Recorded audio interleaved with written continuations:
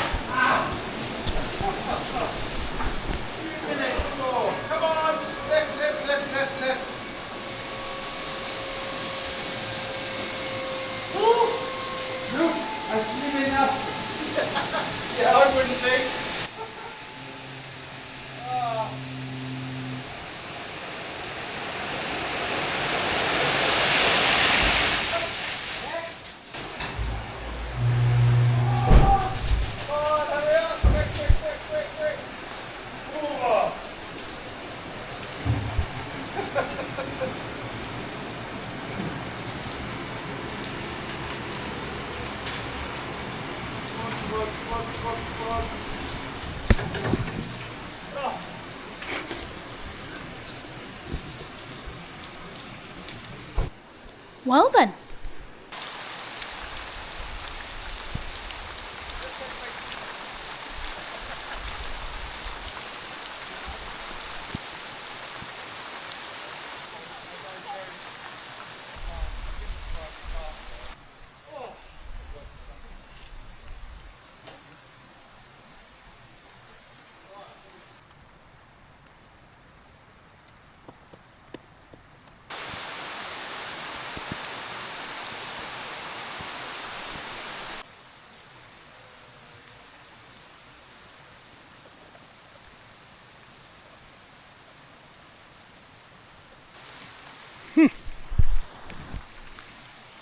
I think it's time to go home. Let's show you what's happened today. We've had a very, very productive day, and very happy with the progress. Very, very happy with the progress. So yesterday evening I dug all this out. You've seen me kind of spread all this out, and we have put a load of gravel in here, loads, like half a metre. I've got that bit to do there, but we've just left a little walkway. That is very, very hard there. It's a rock. It's the same area that you saw Pete and Jason tackle many videos ago now. But yeah, so there's a little lump there to get rid of, and all the brackets are in place.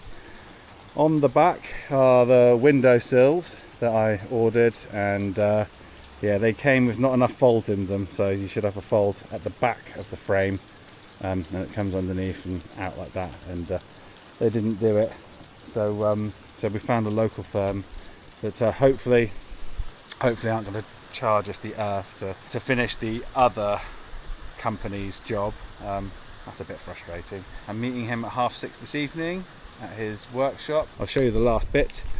There's a big pile of gravel here because I still need to dig out here.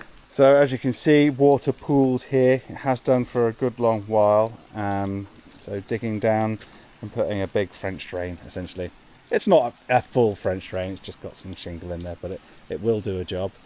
Yeah, so we'll have that to finish off, which hopefully I'll do tomorrow evening. Finally, Milan got on, as you can see, with taping up all of the vapor control layer. Just under here, there are a lot of drips coming through at the moment, and what we still have to do, he's done one of them,